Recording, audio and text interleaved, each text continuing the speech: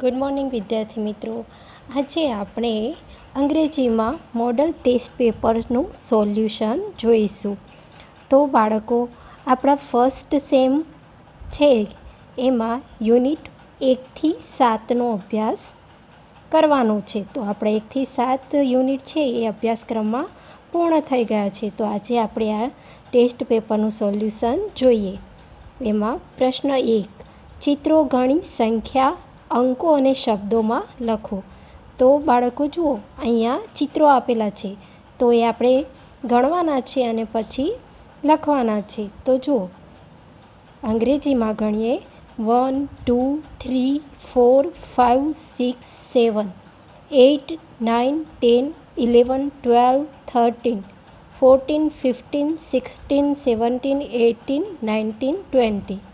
તો આપણે અહીંયા અંકમાં 20 દર્શાવવાના છે. સામે 20નો સ્પેલિંગ લખવાનો છે. 20નો સ્પેલિંગ થશે TWENTY.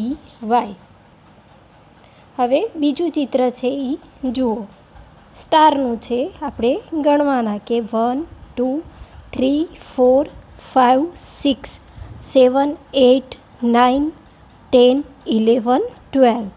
તો 12 આપણે અંકોમાં આ રીતે દર્શાવીએ 1 2 અને અહીંયા 12નો સ્પેલિંગ લખવાનો TWELVE.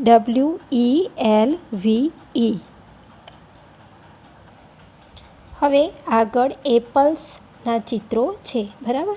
તો આપણે આને ગણીએ 1 2 3 4 5 6 7 8 9 10 11 12 13 14 15. તો 1 5 એટલે 15 અને એને સ્પેલિંગ છે FIFTEEN, બરાબર. આગળનું અહીંયા ચિત્ર છે, શેનું છે? લીવ્સ છે, બરાબર. લીવ્સ છે. એક હોય તો આપણે લીફ કહીએ, બરાબર, પણ આ વધારે છે તો એને લીવ્સ કહીશું. હવે એને આપણે ગણીએ તો કાઉન્ટ કરીએ. ચલો 1 2 3 4 5 6 7 8 9 10 11 12. આ પણ 12 છે તો અહીંયા 1 2 અને 12નો સ્પેલિંગ લખવાનો TWELVE. હવે આગળ બલૂન્સ છે તો કાઉન્ટ કરીએ 1 2 3 4 5 6 7 8 9 10 11 12 13. તો અહીંયા 1 3 13 અને એનો સ્પેલિંગ છે THIRTEEN 13, બરાબર. તો બાળકો, આપણે જે પહેલું ચેપ્ટર હતું નંબર્સ, આ એના પરથી આ 5 જે 10 માર્ક્સના આ 5 પ્રશ્નો છે. હવે પ્રશ્ન 2 જોઈએ, ફળોના નામ લખો. તો અહીંયા બ્રેકેટ આપેલા છે, એમાં કેટલાક ફળો લખેલા છે.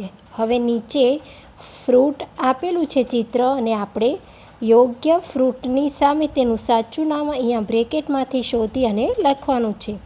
આ શેનું ચિત્ર છે? કેળું. એને ઇંગ્લિશમાં શું કહેવાય? બનાના. અને તેનો સ્પેલિંગ શું છે?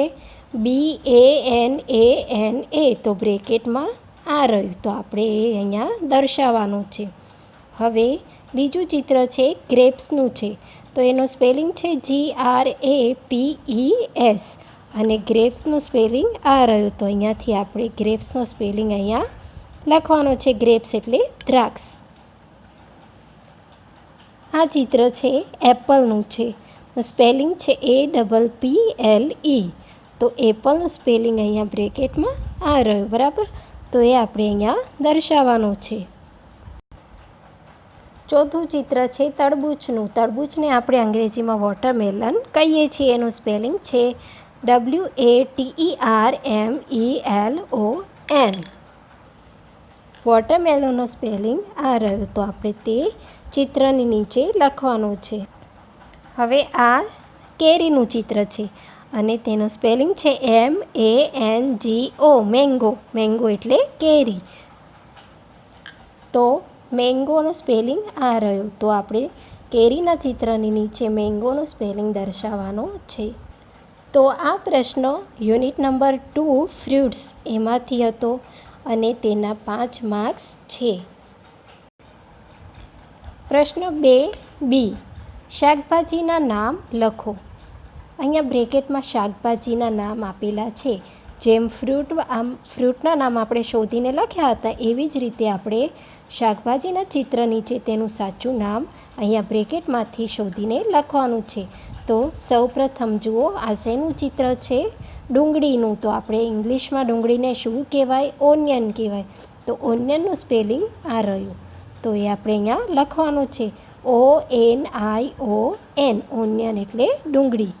હવે બીજું ચિત્ર છે લેમનનું છે. લેમનનું સ્પેલિંગ આ રહ્યું અને લેમનનું સ્પેલિંગ થશે LEMON, લેમન એટલે લીંબુ. જો ત્રીજું ચિત્ર છે એ મૂળાનું છે. મૂળાને ઇંગ્લિશમાં કહેવાય રેડિશ, RADISH, અને રેડિશનું સ્પેલિંગ આ રહ્યું. તો એ આપણે અહીંયા ચિત્રની નીચે દર્શાવવાનો છે. હવે આગળનું ચિત્ર છે એ ભીંડાનું છે અને ભીંડાને અંગ્રેજીમાં કહેવાય લેડીઝ ફિંગર, LADYS. તેનું સ્પેલિંગ છે LADYFINGER, લેડીઝ ફિંગર અને એટલે પીંડો, અને લેડીઝ ફિંગરનું સ્પેલિંગ આ છે. તો અહીંયાથી આપણે અહીંયા દર્શાવવાનું છે. હવે જુઓ, આ રીંગણ છે. રીંગણને અંગ્રેજીમાં કહેવાય બ્રિંજલ, એનો સ્પેલિંગ આ રહ્યો. આપણે અહીંયા લખવાનું BRINJAL. તો આ આપણો યુનિટ 3 જે છે વેજીટેબલ્સ, તેનામાંથી પ્રશ્ન હતો. પ્રશ્ન 3A, પક્ષી પ્રાણીના બચ્ચાના નામ લખો. તો અહીંયા કેટલાક પક્ષી અને પ્રાણીના બચ્ચાઓ આપેલા છે ચિત્રમાં, આપણે જોઈ શકીએ છીએ. અને આ બ્રેકેટ છે તેમાં તેના સ્પેલિંગ સાથે દર્શાવેલા છે. તો આપણે જે ચિત્ર છે એનું સાચું નામ આમાંથી શોધીને લખવાનું છે. આ પહેલું જોઈએ તો શેનું ચિત્ર છે? આ ઘેટાના બચ્ચાનું. ઘેટાના બચ્ચાને અંગ્રેજીમાં શું કહેવાય? લેમ્બ. તો તેનું સ્પેલિંગ આ રહ્યું LAMB, લેમ્બ એટલે ઘેટાનું બચ્ચું. બીજું ચિત્ર છે ડકલિંગ, બતકના બચ્ચાનું. તો ડકલિંગનું સ્પેલિંગ આ રહ્યું DUCKLING, ડકલિંગ એટલે બતકનું બચ્ચું. હવે ત્રીજું ચિત્ર છે બિલાડીના બચ્ચાનું છે. તો એને કહેવાય કિટન. તો આ સ્પેલિંગ આપણે અહીંયા દર્શાવવાનું છે. કિટનનું સ્પેલિંગ છે KITTEN. હવે આ ચોથું ચિત્ર છે ગલુડિયું છે. ગલુડિયાને ઇંગ્લિશમાં કહેવાય પપી, PUPPY. અને આ પાંચમું ચિત્ર છે એ મરઘીના બચ્ચાનું છે. મરઘીના બચ્ચાને અંગ્રેજીમાં કહેવાય ચિકન, CHICKEN. તો અહીં લખવાનું છે ચિકન. તો પપીનો સ્પેલિંગ આ રહ્યો અને ચિકનનો સ્પેલિંગ આ રહ્યો. બાળકો, ચિકન અને ડકલિંગ બંને જોવામાં અલગ લાગે છે. તો આપણે આ જે મોટી ચાંચવાળું આવે તે ડકલિંગ છે, એ આપણે અલગ ઓળખીશું. હવે પ્રશ્ન નંબર 3B જોઈએ. ચિત્રો જોઈ શબ્દો બહુવચનમાં લખો. તો જુઓ બાળકો, અહીંયા એક વચનમાં આપેલું છે અને અહીંયા એક કરતાં વધારે આપેલા છે, એટલે કે મેની કહીશું, ઘણા. તો એક વચન છે એને આપણે બહુવચનમાં ફેરવીએ. તો અ બોક્સ આપ્યું છે. તો અહીંયા શું થશે? જુઓ, લાસ્ટ લેટર કયો છે? X. તો આપણે શીખી ગયા છીએ કે જે જાતિવાચક શબ્દના અંતે S, SH, CH, SS, X આપેલા હોય તો તેના અંતે ES લગાડીને બહુવચન બને. તો આપણે અહીંયા જોયો કે X આપેલો છે તો X અહીંયા છે, બરાબર. તો અહીંયા લખવાનું બોક્સીસ, BOXES, બોક્સીસ. હવે બીજા નંબરનું ચિત્ર જોઈએ તો મેંગો. અહીંયા પણ લાસ્ટમાં ઓ આપેલો છે તો મેંગોનું બહુવચન થશે મેંગોસ. તો અહીંયા લખવાનું MANGOES, બરાબર. ES લાગીને એનું બહુવચન થશે. હવે આગળનું છે ગ્લાસ. ડબલ એસ આપેલા છે તો એનું બહુવચન થશે ગ્લાસીસ. પાછળ ES લાગશે કેમ કે છેલ્લા બે લેટર છે એ ડબલ એસ છે, બરાબર. હવે છે બેન્ચ. જુઓ અહીં પણ પાછળ CH આપેલું છે તો SSSCHX ઓ આપેલા હોય ત્યારે શું કરવાનું, આપણે ES લગાડવાનું. તો અહીંયા પણ ES લાગીને બહુવચન થશે તો અહીંયા લખવાનું બેન્ચીસ. હવે જુઓ અહીંયા એન એપલ, અહીંયા ઈ છે તો એ આપણા અહીંયા જે લિસ્ટ છે આપણું SSSCH ડબલ એસ એક્સમાં નથી આવતું તો માત્ર આપણે એસ લગાડીને બહુવચન બનાવીશું. તો અહીંયા લખવાનું એપલ્સ.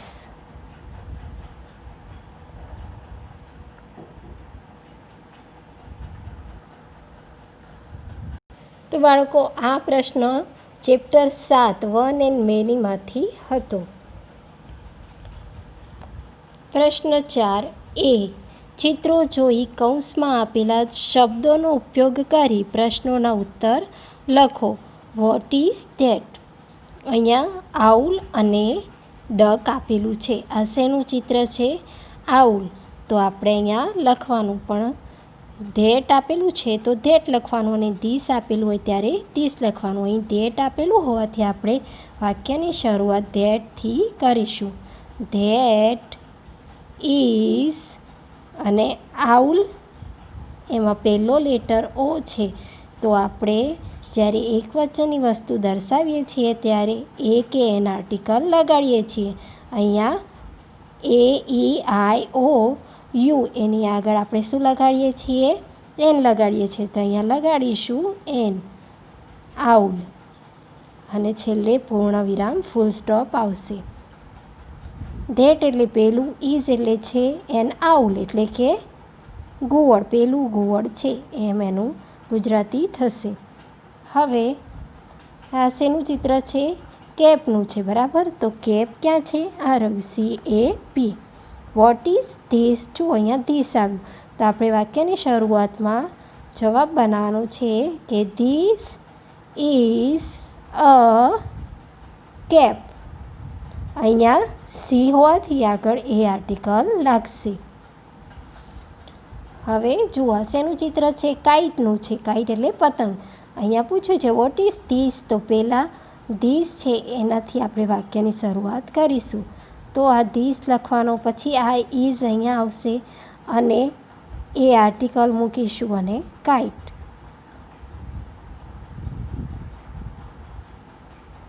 પછી ફૂલ સ્ટોપ. અહીંયા કે હોવાથી એ આર્ટિકલ લાગ્યો છે. હવે જુઓ આ શેનું ચિત્ર છે? ઓરેન્જ.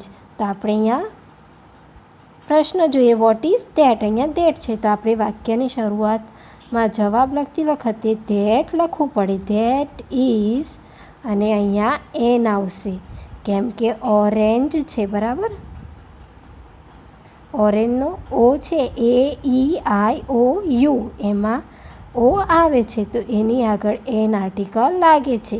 વાક્ય પૂરું થાય એટલે આપણે ફૂલ સ્ટોપ મૂકવાનું. હવે જુઓ આ શેનું ચિત્ર છે? તો આ હોર્સ છે, બરાબર. હોર્સ એટલે ઘોડો. અહીંયા પૂછ્યું છે વોટ ઇઝ ધેટ? તો આપણે પહેલાં ધેટથી વાક્યની શરૂઆત કરીએ. That is a horse. HORSE horse એટલે ઘોડો. પ્રશ્ન 4B ચિત્રો જોઈ પ્રશ્નોના ઉત્તર યસ અથવા નોમાં લખો. તો આ 6 નંબરનો યુનિટ છે વોટ ઇઝ ધીસ તેમાંથી પૂછાયેલા પ્રશ્ન છે. આપણે જોઈ ગયા છીએ યસ અને નોમાં કેવી રીતે વાક્ય બને. એકવાર ફરીથી જોઈ લઈએ. જુઓ ઇઝ ધીસ અ બનાના? શું આ કેળું છે? તો આ કેળું નથી. શું છે? એપલ છે તો આપણે પહેલાં લખવાનું કે નો, પછી અલ્પવિરામ કરવાનું, ઇટ ઇઝ નોટ, કે ના તે નથી, ઇટ ઇઝ